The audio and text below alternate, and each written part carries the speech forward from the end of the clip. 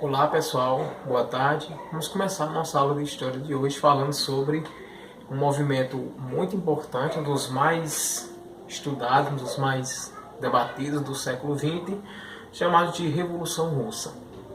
A gente já discutiu de forma preliminar essa questão quando nós falávamos sobre Primeira Guerra Mundial.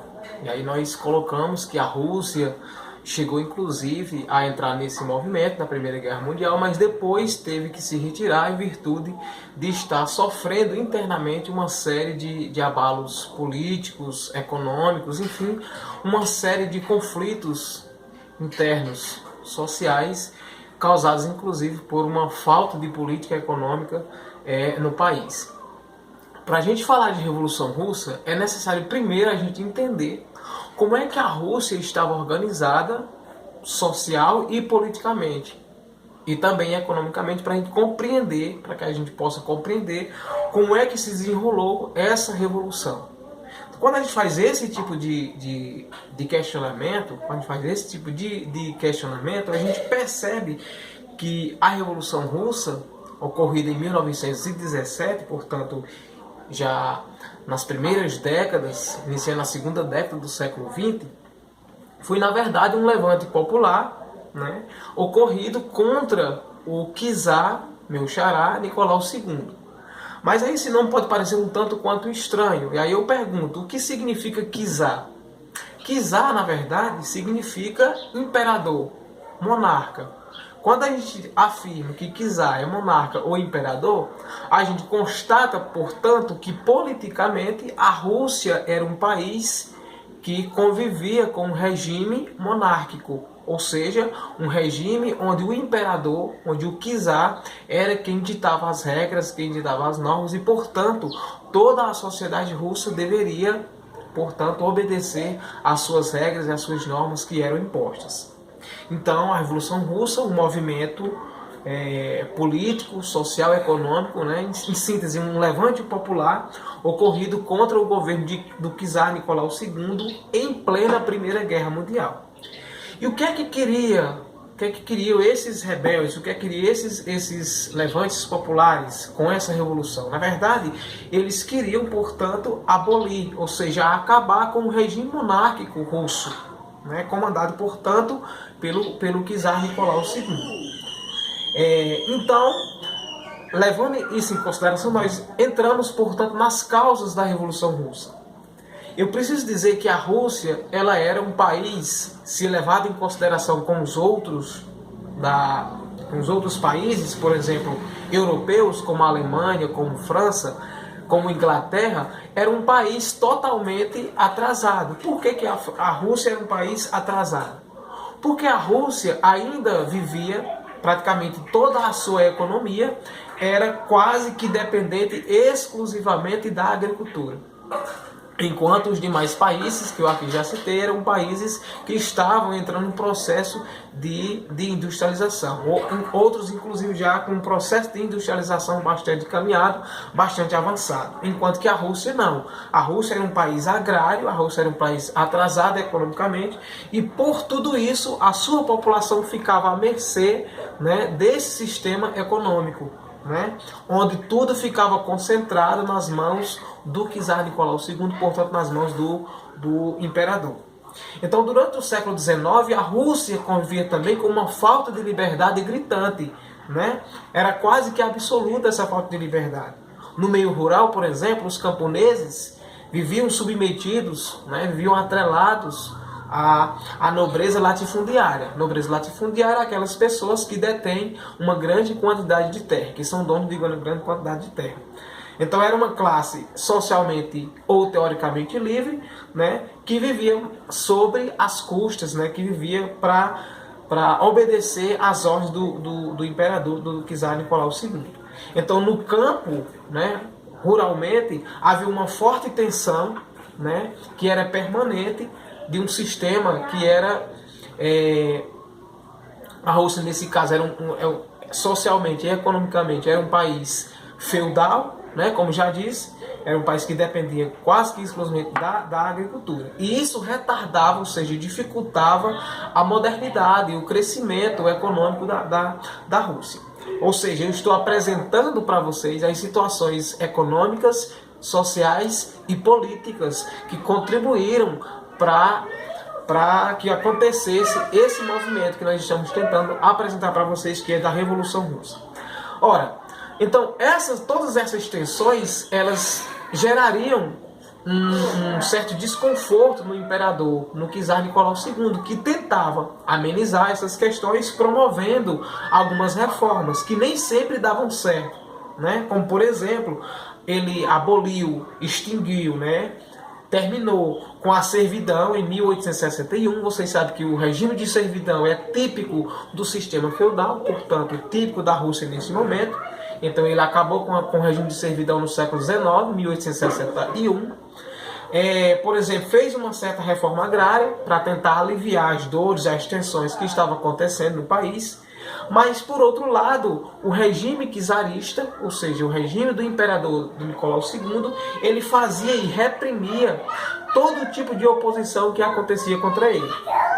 A polícia política, por exemplo, chamada de Okhohana, né, controlava o ensino secundário, controlava as universidades, controlava a imprensa, controlava os tribunais. Então lembre que eu já falei no início que liberdade quase que inexistia na Rússia. Milhares de pessoas foram enviadas ao exílio na Sibéria, que eram pessoas condenadas por crimes políticos, né? Capitalistas e latifundiários mantinham um certo domínio sobre os trabalhadores urbanos e rurais, né? Então o governo de Nicolau II, do imperador Nicolau II, ele acelerou com essas reformas o seu processo de industrialização. Então qual era a intenção do imperador Nicolau II com essas reformas? Não era ajudar a população, era tentar diminuir essa tensão, mas tinha com essas reformas um lado que era de acelerar o processo de industrialização do país, portanto, abrindo caminho para adquirir capital estrangeiro. Então, os operários concentrados em grandes centros urbanos, como em Moscou, como em Petrogrado, enfim. Então, essas questões acabavam, essa tentativa de Nicolau II de acelerar o processo de industrialização da Rússia, acabou piorando a situação econômica dos operários, né, das pessoas que viviam praticamente em regime de servidão.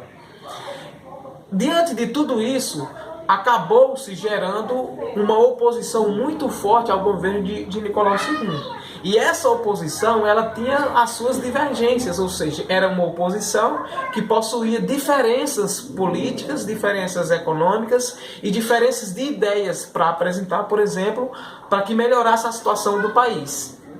E por essas diferenças dessa oposição, acabou se dividindo em dois grupos, né? Nós tínhamos os bolcheviques e nós tínhamos os mencheviques. Em síntese, o que significa, Nicolau, esses dois grupos? Os bolcheviques, em russo, significa maioria. Mas também significa um grupo que queria acabar com o regime monárquico da Rússia de forma mais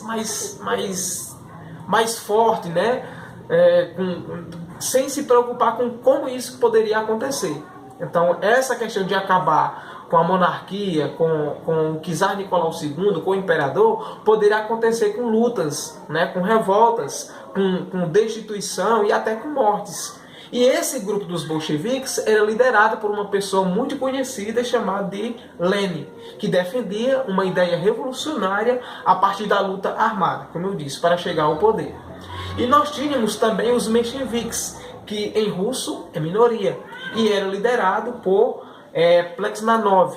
E esse grupo defendia uma ideia revolucionária, que era de se chegar ao poder pela via pacífica, pelas vias normais. Por exemplo, as eleições.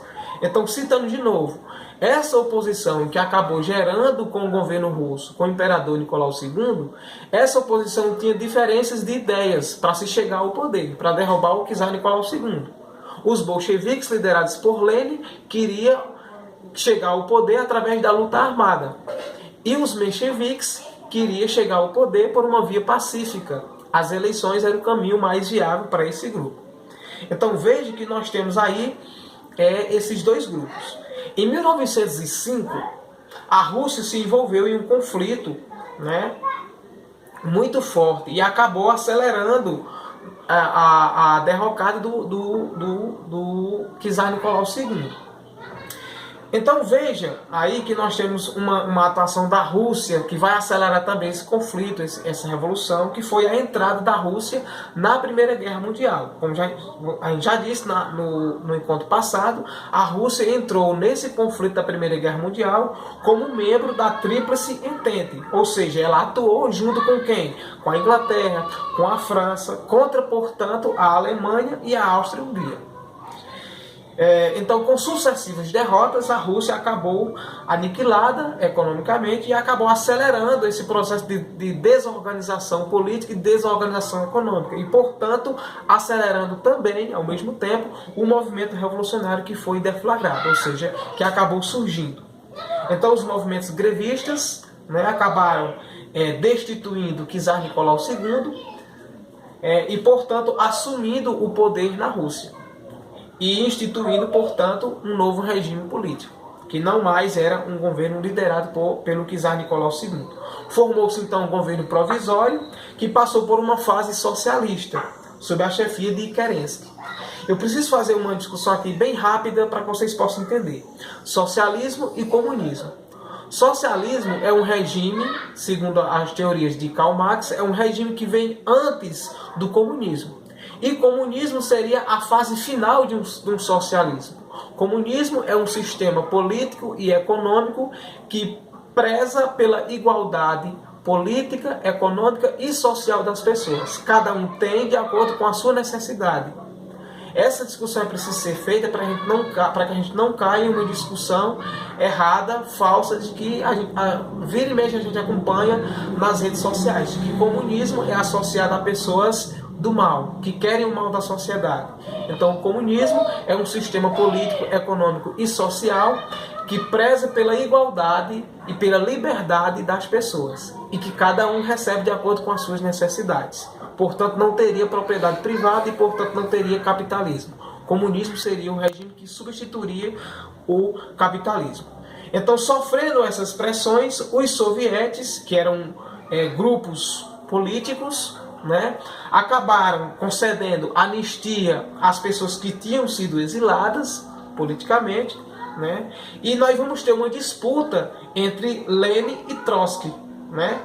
Aliás, vamos ter uma disputa entre Stalin e Trotsky, pela questão do poder russo. E Stalin acaba ganhando esse confronto e acaba governando a Rússia. Um detalhe importante, a Rússia, mesmo tendo sido baseada num regime socialista, nas ideias de Karl Marx, a Rússia não conseguiu colocar em prática o regime comunista, o regime socialista, como é pregado nas ideias e nos vários livros escritos pelo alemão Karl Marx.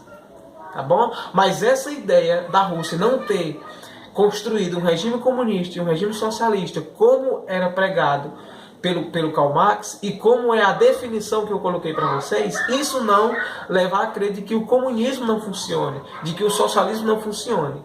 Né? Precisa apenas que se coloque em prática como deve ser feito. Então, em síntese, a Revolução Russa foi isso.